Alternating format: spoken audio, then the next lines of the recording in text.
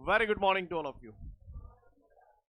Well, आज हम लोग जो पढ़ने जा रहे हैं, explain the various types of magnetic substance. क्या अभी तक आपने जितना भी पढ़ा था उसमें मैं क्या करता था, जैसे ऐसे एक मैग्नेट बना देता था, फिर मैं कहता था कि आसपास कोई लोहा लंगड़ रखा है तो मैग्नेट क्या करेगा, आप बोलते थे इसे अट्रैक्ट करेगा, राइट। तो ये जो लोहा लंगड़ है, लोहा लंगड़ को आप क्या बोलते थे, मैग्नेटिक सब्सटेंस। क्लियर। तो अब जरूरी नहीं है कि हर जगह लोहा लंगड़ ही हो, कुछ और भी सब्सटेंस हो सकते हैं। तो आज हम लोग जो स्पेशली स्टडी करने जा रहे हैं वो इन मैग्नेटिक सब्सटेंसेस के बारे में स्टडी करने जा रहे हैं। क्लियर। किसके बारे में स्टडी करने जा रहे हैं? हाँ, मैग्नेटिक सब्सटेंस को अगर कैटेगराइज किया जाए तो भैया मैग्नेटिक सब्सटेंस टोटल 3 टाइप के होते हैं। कितने टाइप के मैग्नेटिक सब्सटेंस होते हैं? 3 टाइप के मैग्नेटिक सब्सटेंस होते हैं, जिसमें से एक होता है डाईमैग्नेटिक सब्सटेंस, एक होता है पैरामैग्नेटिक सब्सटेंस और एक होता है फेरोमैग्नेटिक सब्सटेंस। कितने टाइप के मैग्नेटिक सब्सटेंस होते हैं? 3 टाइप के मैग्नेटिक सब्सटेंस होते हैं। कौन कौन से? डाईमैग्नेटिक सब्सटेंस, पैरामैग्नेटिक सब्सटेंस और फेरोमैग्नेटिक सब्सटेंस। इधर मैंने लिखा सबसे पहले ये फेरोमैग्नेटिक सब्सटेंस। कौन से सब्सटेंस? Ferromagnetic substance. दूसरे हो गए हमारे पैरामैग्नेटिक सब्सटेंस और तीसरे हो गए हमारे डाईमैग्नेटिक सब्सटेंस। ये 3 टाइप के मैग्नेटिक सब्सटेंस है बॉस। एक बार नाम फिर से दे दो जरा। डाईमैग्नेटिक सब्सटेंस, पैरामैग्नेटिक सब्सटेंस और फेरोमैग्नेटिक सब्सटेंस। क्लियर है? यहां पर इनके नाम से हमें कुछ क्लूज मिलते हैं। फेरो से मुझे क्लू मिलेगा आयरन का, राइट। तो फेरोमैग्नेटिक सब्सटेंस के जो एग्जांपल हो गए, that is iron, cobalt, nickel. These are the example of ferromagnetic substance. यहां पर मैं केवल अभी क्लूज बता रहा हूं, नाम से क्या क्लू मिलते हैं। फेरो से मुझे क्लू मिला आयरन का, तो मुझे क्लिक कर गया iron, cobalt, nickel. Paramagnetic substance जो होता है, पैरा बोले तो क्लू मिला मुझे पैरेलल। क्या? पैरेलल। इस क्लू से क्या होगा अभी आपको पता चलेगा। पैरेलल का मतलब होता है कि भैया इसकी जितनी भी क्वालिटीज हैं वो इसके पैरेलल चलती हैं। यानी जैसे फेरोमैग्नेटिक सब्सटेंस रिएक्ट करते हैं, ठीक उसी प्रकार पैरामैग्नेटिक सब्सटेंस भी रिएक्ट करते हैं। यानी पैरामैग्नेटिक सब्सटेंस की कैरेक्टरिस्टिक्स फेरोमैग्नेटिक सब्सटेंस की कैरेक्टरिस्टिक्स के पैरेलल होती है, यानी एक जैसी होती है। सीन क्लियर है? तीसरा है डाईमैग्नेटिक सब्सटेंस। डाई से हमको यहां पर क्लू मिलता है। आप बताओ, डाई बोले तो दो, दो बोले तो इवन नंबर या ऑड नंबर? Even number. तो डाई से मुझे क्लू मिला यहां पर इवन नंबर का। किसका क्लू मिला? अब ये इवन नंबर, इवन नंबर क्या है, ये सब मैं अभी आपको बताऊंगा, ठीक है ना। तो 3 टाइप के मैग्नेटिक सब्सटेंस होते हैं, डाईमैग्नेटिक सब्सटेंस, पैरामैग्नेटिक सब्सटेंस और फेरोमैग्नेटिक सब्सटेंस। ठीक है। इसमें जो फेरोमैग्नेटिक सब्सटेंस होते हैं ना, वो हमारे अमिताभ बच्चन है। कौन है? अमिताभ बच्चन। पैरामैग्नेटिक सब्सटेंस जो है ना, वो शाहरुख खान है। क्लियर। और जो डाईमैग्नेटिक सब्सटेंस है, अमरीश पुरी।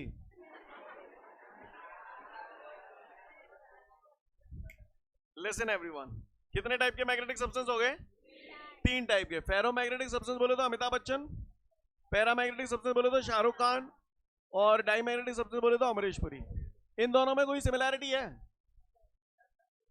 इसमें और इसमें कुछ दिखाई दे रहा है आपको? ये दोनों हीरो हैं और ये गुंडा है, गुंडा। यस और नो? सही बोल रहा हूं? यानी इसके लक्षण, हेलो, चूतियामेटिक तरीके से रिएक्ट करना बंद करे वरना कनपटी लहरा जाएगी। क्लियर? इधर ऑन द बोर्ड, क्योंकि अगले 15 से 20 मिनट के बाद जब पूछूंगा तो जलील करूंगा। इन दोनों के कैरेक्टरिस्टिक सेम होते हैं, इसके अपोजिट होते हैं। क्लियर? ये गुंडा है, ये हीरो है। इनसे हमारे बहुत सारे पॉइंट्स बनेंगे, इसलिए मैंने ये नाम लिए आपके सामने, जिससे आपको चीजें जैसे जैसे मैं आगे बढ़ूंगा आपको आप कनेक्ट कर पाएंगे चीजों को। क्लियर है? तो मैं फिर से बोल रहा हूं, इन दोनों की कैरेक्टरिस्टिक सेम होती हैं, इसकी अपोजिट होती है। क्लियर? अच्छी बात है। आप मुझे ये बताओ, सपोज करिए ये 2 ऑब्जेक्ट है मेरे सामने, आप लोग देख पा रहे होंगे। एक ये है और एक ये है।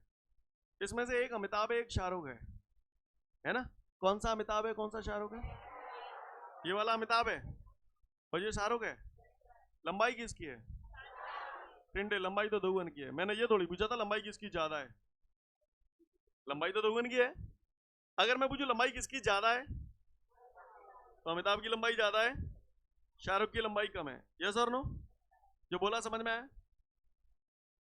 यहां पर इन सब्सटेंस की कैरेक्टरिस्टिक्स और इन सब्सटेंस की कैरेक्टरिस्टिक्स सेम होती है।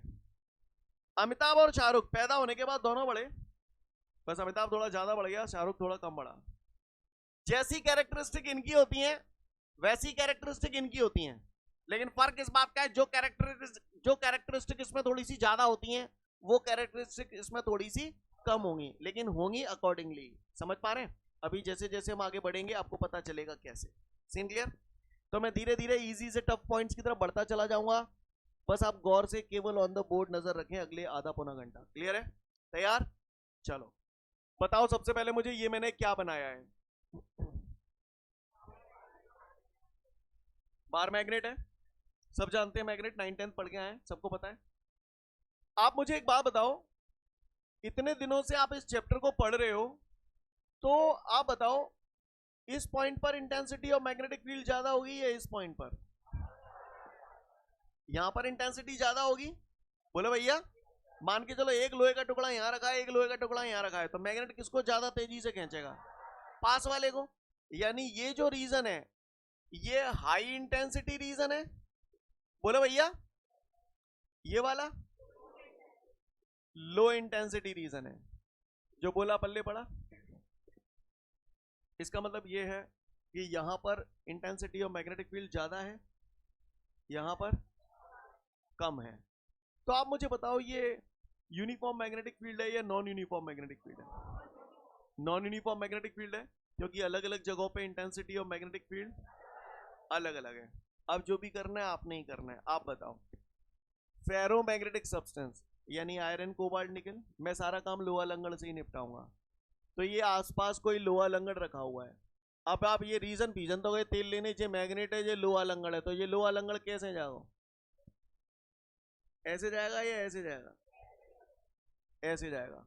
पहली डेफिनेशन फेरोमैग्नेटिक सब्सटेंस की, ferromagnetic substances are those substances which are attracted towards the magnet. Clear? सही बोल रहा हूं? जैसे फेरो वैसे पैरा, पैरेलल, इनके जो लक्षण है सेम टू यू चलते हैं। क्लियर? यानी पैरामैग्नेटिक सब्सटेंस को भी अगर मैं मैग्नेट के पास रखूंगा तो वो भी मैग्नेट की तरफ अट्रैक्ट होंगे। अमरीशपुरी क्या होंगे? क्या होंगे? अट्रैक्ट होंगे या रिपेल होंगे? रिपेल। यानी डाईमैग्नेटिक सब्सटेंस वो सब्सटेंस होते हैं जिन्हें जब मैग्नेट के पास रखा जाता है तो ये रिपेल होते हैं। रिपेल होंगे तो बताओ यहां से ऐसे दूर जाएंगे या पास आएंगे? दूर जाएंगे। आप मुझे बताओ, मैंने यहाँ 2 पॉइंट कंसीडर किए, ये हाई इंटेंसिटी रीजन है या लो इंटेंसिटी रीजन है? ये हाई इंटेंसिटी रीजन है, ये लो इंटेंसिटी रीजन है।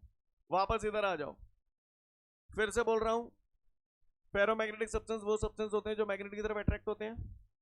पैरा में भी सेम। डाईमैग्नेटिक सब्सटेंस में बोलूंगा, डाईमैग्नेटिक सब्सटेंस वो सब्सटेंस होते हैं जो मैग्नेट से रिपेल होते हैं। इतनी बात क्लियर होगी सभी को? अब इसी पॉइंट से हम 5-6 पॉइंट बनाएंगे, ध्यान से सुनना। दूसरा बोलने जा रहा हूं, पहले आप बताओ ये जो फील्ड है ये यूनिफॉर्म मैग्नेटिक फील्ड है या नॉन यूनिफॉर्म मैग्नेटिक फील्ड है?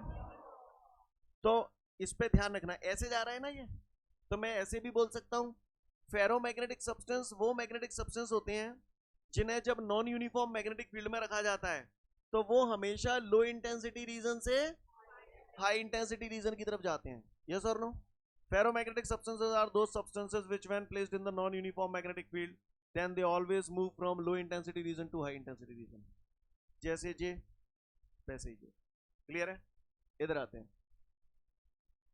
Dimagnetic substances are those substances which when placed in the non-uniform magnetic field then they move from high intensity region to low intensity region। मतलब वही है, कहने का अंदाज बदल गया है। यस और नो? क्लियर है? हवेल वाली वही, कुछ अट्रैक्ट करते हैं, इनको रिपेल करते हैं, उनको मैंने अलग अंदाज में बोल दिया। बात तो वही है ना? बोलो भैया, क्लियर है सभी को? आगे बढ़ूं? अच्छा, इससे पहले कि आगे बढ़ूं आप मुझे एक बात बताओ, ये पॉइंट मैं आपको बता रखा है, जब किसी मैग्नेट को आयरन फाइलिंग में, काय में आयरन फाइलिंग बोले तो क्या लोहे का बुरादा, जब किसी मैग्नेट को आयरन फाइलिंग्स में यानी लोहे के बुरादे में डालूं और फिर बाहर निकालूं तो सबसे ज्यादा आयरन कहां डिपॉजिट होता है? एंड्स पर यानी कहां पर, पोल्स पर, यानी पोल्स पर हाई इंटेंसिटी रीजन है, तभी तो ज्यादा से ज्यादा आयरन पोल्स पे डिपॉजिट होता है। यस और नो? आ जाओ इधर।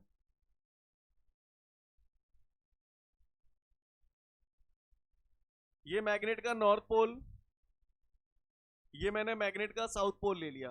तो चूंकि ये पोल्स हैं तो पोल्स पे हाई इंटेंसिटी रीजन या लो इंटेंसिटी रीजन, तो ये हमारा हाई इंटेंसिटी रीजन है, ये भी पोल है, ये भी हमारा हाई इंटेंसिटी रीजन है, तो बीच में कैसा रीजन होगा, लो इंटेंसिटी रीजन। यस और नो?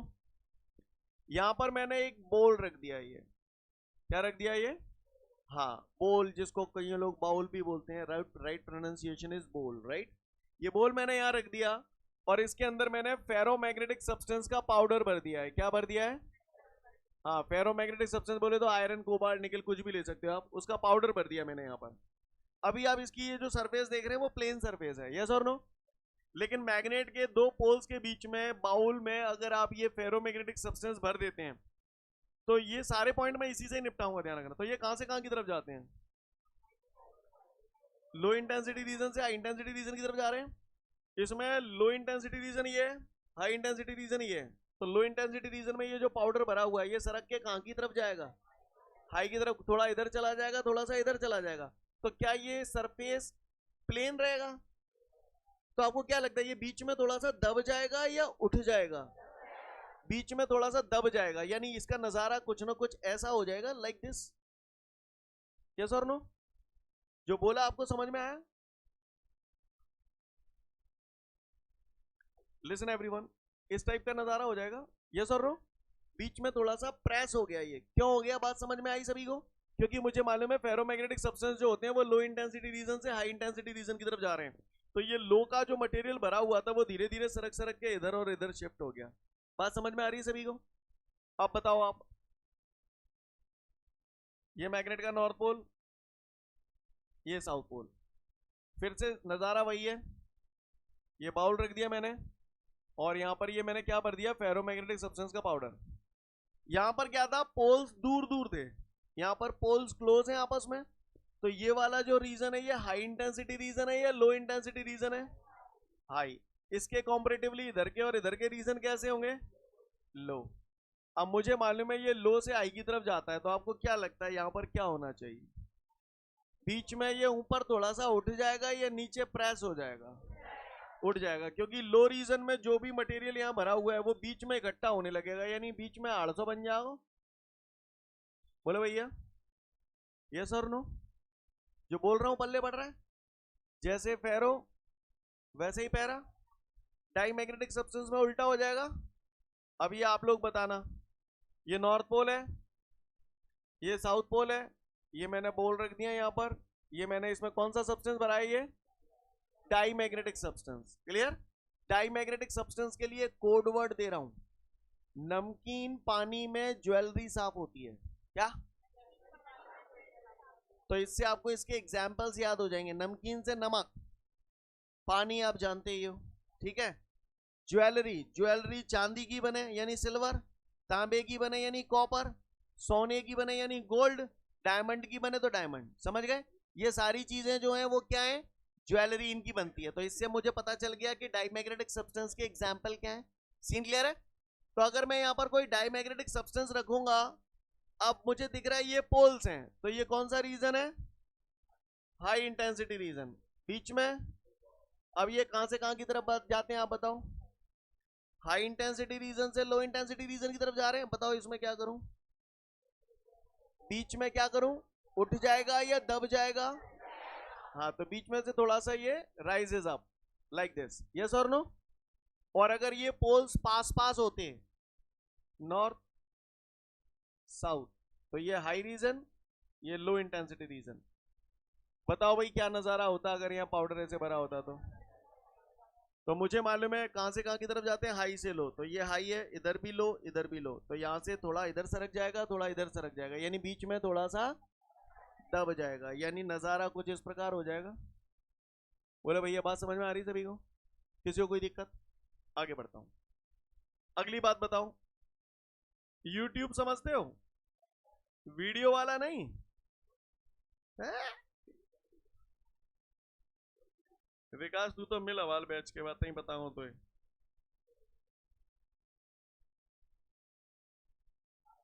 ये YouTube है। क्या है ये? YouTube। यू आकार की नल्ली। कौन? हाँ, यू आकार की नल्ली। अब इसमें ये पोल्स हैं। पोल्स कैसा रीजन है? हाई इंटेंसिटी रीजन या लो इंटेंसिटी रीजन? तो ये तो हो गया हमारा हाई इंटेंसिटी रीजन। इधर की तरफ हो गया लो इंटेंसिटी रीजन। ये जो यू शेप की ट्यूब है, उस ट्यूब की एक आर्म को मैंने मैग्नेट के दो पोल्स के बीच में रखा है, और इस ट्यूब में मैंने सॉल्यूशन भर दिया है फेरोमैग्नेटिक सब्सटेंस का। काय का? मेरे को बिल्कुल दिमाग नहीं लगाना, मुझे यहां फोकस करना है बस। कहां से कहां जाते हैं? लो से हाई की तरफ जाते हैं। तो भैया लो इंटेंसिटी रीजन ये रहा, हाई इंटेंसिटी रीजन ये रहा। तो बताओ ये जो फेरोमैग्नेटिक सॉल्यूशन है, इसकी एक आर्म को अगर मैग्नेट के दो पोल्स के बीच में रख दूं, तो आपको क्या लगता है ये सॉल्यूशन ऊपर मूव करेगा या नीचे की तरफ मूव करेगा? ऊपर मूव करेगा ऐसे, तो नीचे मूव करेगा ऐसे। ऐसे नहीं करेगा? अच्छा ऐसे करेगा। यू मीन टू से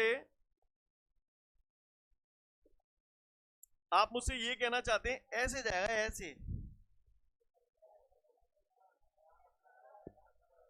ये कहना चाहते थे? हाँ ठीक है। अगर यू शेप की ट्यूब की किसी एक आर्म को मैग्नेट के दो पोल्स के बीच में रखा जाता है और उसमें फेरोमैग्नेटिक सॉल्यूशन भरा जाता है, तो फेरोमैग्नेटिक सब्सटेंस जो होगा दोनों पोल्स के बीच में, इसका जो लेवल होगा राइजेस अप और फॉल्स डाउन। राइजेस अप, क्योंकि लो इंटेंसिटी रीजन से हाई इंटेंसिटी रीजन की तरफ जाते हैं। जो बोल रहा हूं पल्ले पड़ रहा है? जैसे फेरो वैसे ही पैरा। डाईमैग्नेटिक सब्सटेंस में उल्टा हो जाएगा। डाईमैग्नेटिक सब्सटेंस में क्या होता है, गौर से देखिएगा। ये magnetic poles,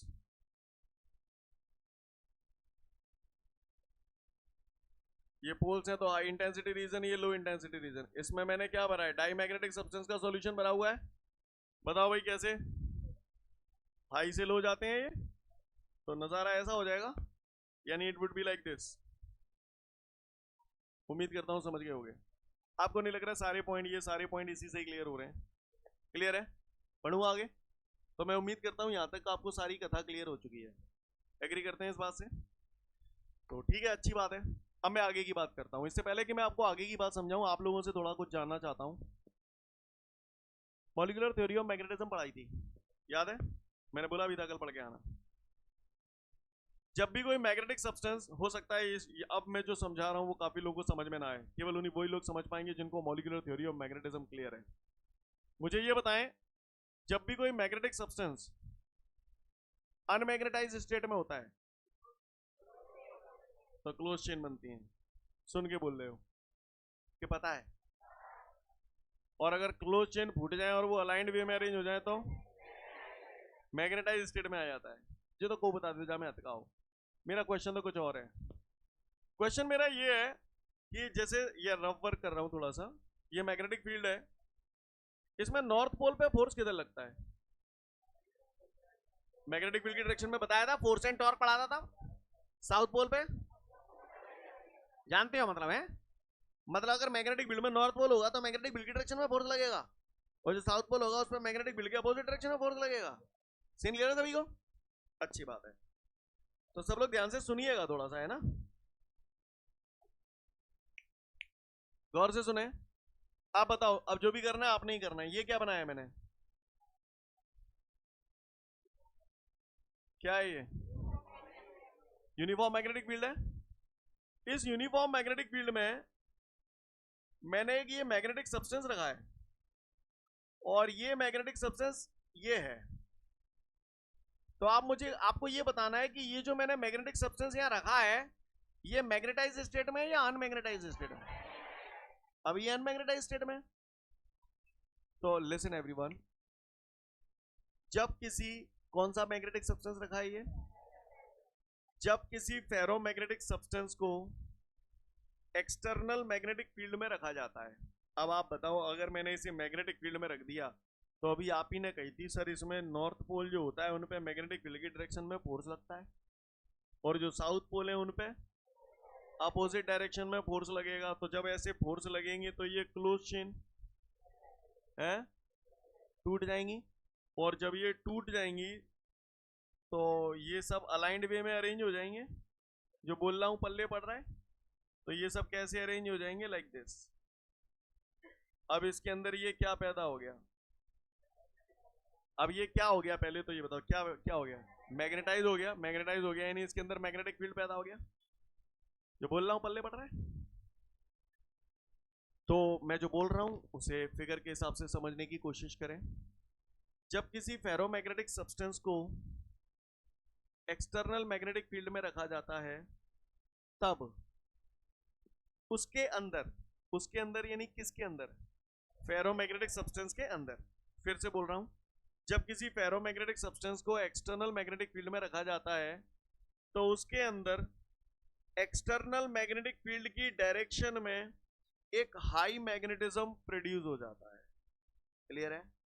again I repeat, ferromagnetic substance को जब एक्सटर्नल मैग्नेटिक फील्ड में रखा जाता है तो उस फेरोमैग्नेटिक सब्सटेंस के अंदर एक्सटर्नल मैग्नेटिक फील्ड की डायरेक्शन में एक हाई मैग्नेटिज्म प्रोड्यूस हो जाता है, पैदा हो जाता है। सीन क्लियर है? किसी ने पूछा फेरोमैग्नेटिक सब्सटेंस क्या होते हैं? अब मैं फेरोमैग्नेटिक सब्सटेंस की 3 डेफिनेशन दे रहा हूं आपको।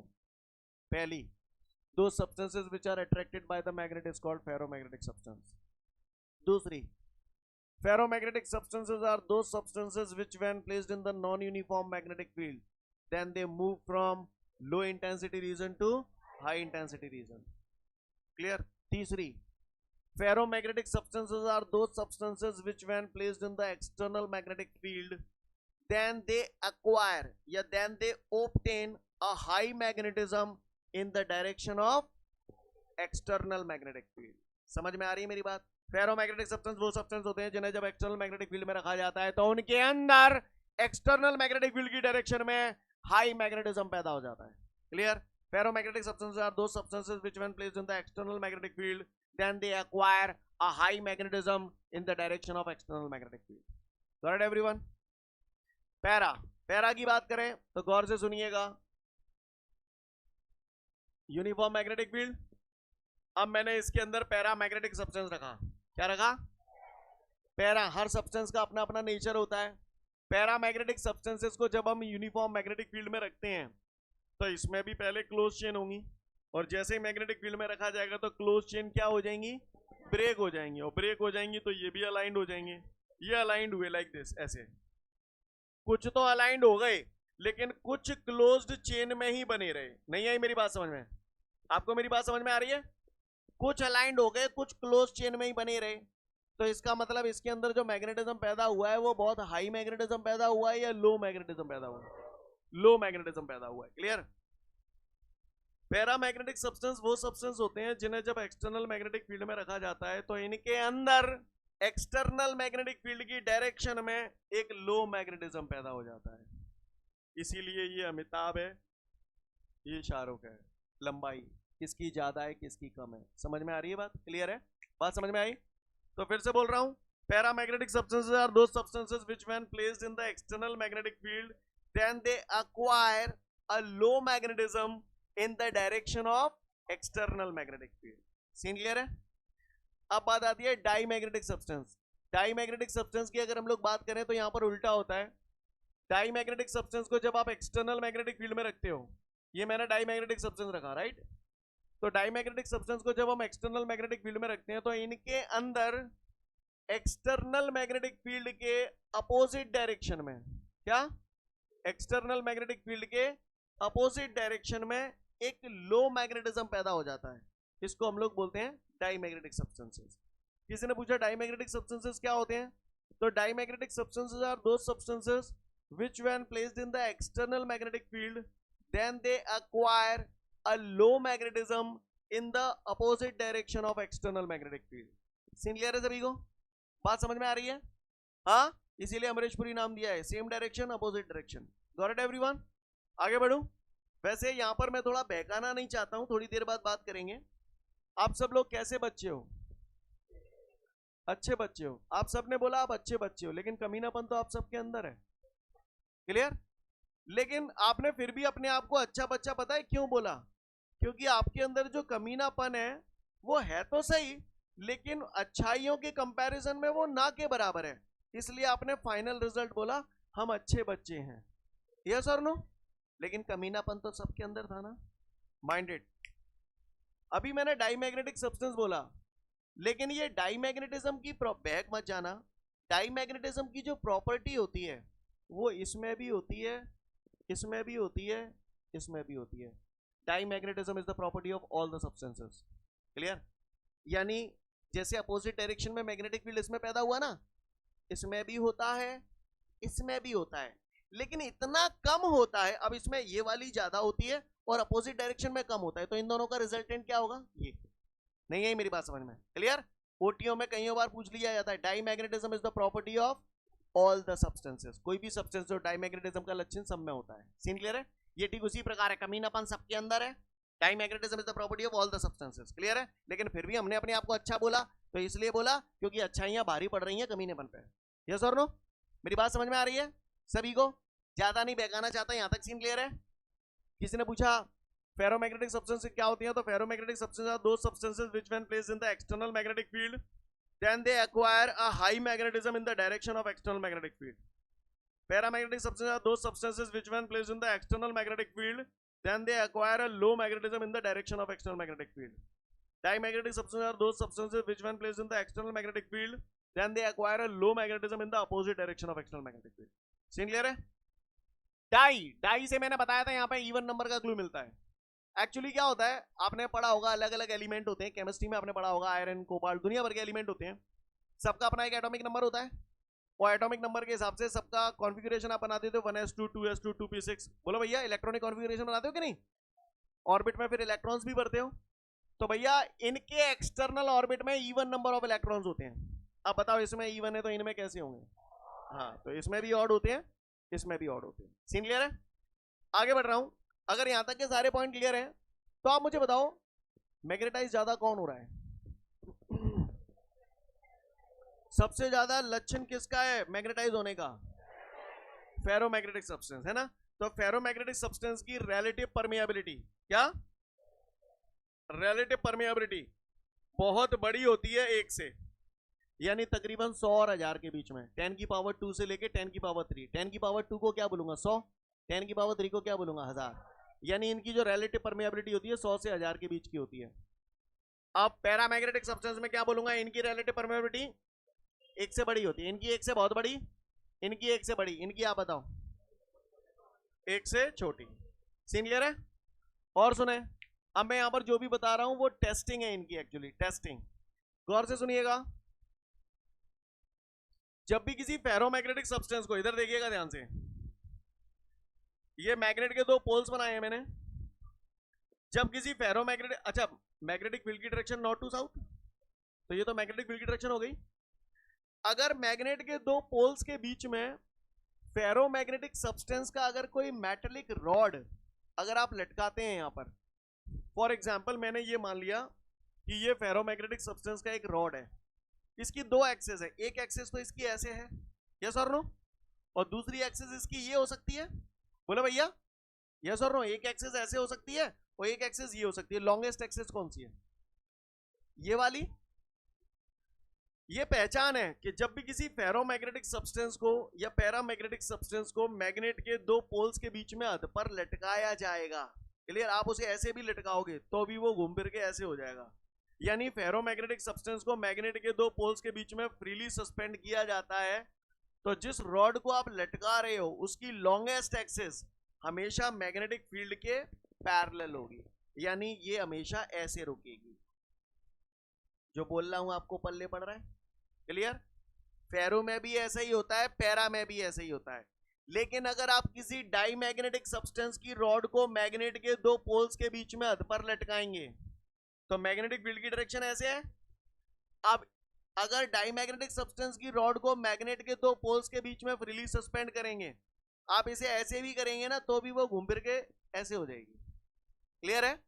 यानी कहने का तात्पर्य यह है कि जब किसी डाईमैग्नेटिक सब्सटेंस को मैग्नेट के दो पोल्स के बीच में फ्रीली सस्पेंड करते हैं तो उसकी जो लॉन्गेस्ट एक्सेस होती है, अब इसमें लॉन्गेस्ट एक्सेस यही वाली तो है, तो लॉन्गेस्ट एक्सेस ऐसे हो गई है, तो इसका मतलब मैग्नेटिक फील्ड के कैसे हो गई है, परपेंडिकुलर हो गई। अब इस चित्र को आप बोर्ड पे नहीं बना सकते, तो इसको दिखाने के लिए हमने ऐसे दिखा दिया है। नहीं है मेरी बात समझ में? सीन क्लियर है? तो ये इसकी लॉन्गेस्ट एक्सेस हो गई। क्या मैं उम्मीद करूं हम लोग समझ पा रहे हैं? यानी अगर किसी डाईमैग्नेटिक सब्सटेंस की रॉड को मैग्नेट के दो पोल्स के बीच में फ्रीली सस्पेंड करेंगे तो उसकी जो लॉन्गेस्ट एक्सेस होती है वो हमेशा मैग्नेटिक फील्ड की डायरेक्शन के परपेंडिकुलर होती है। और अगर किसी पैरामैग्नेटिक सब्सटेंस या फेरोमैग्नेटिक सब्सटेंस की रॉड को मैग्नेट के दो पोल्स के बीच में फ्रीली सस्पेंड करेंगे तो उसकी जो लॉन्गेस्ट एक्सेस होगी वो हमेशा मैग्नेटिक फील्ड के पैरेलल होगी। क्लियर है सीन? आगे बढ़े। ये मैग्नेट है, मैग्नेट के दो पोल्स के बीच में अगर मैं कोई फेरोमैग्नेटिक सब्सटेंस रखता हूं, क्लियर,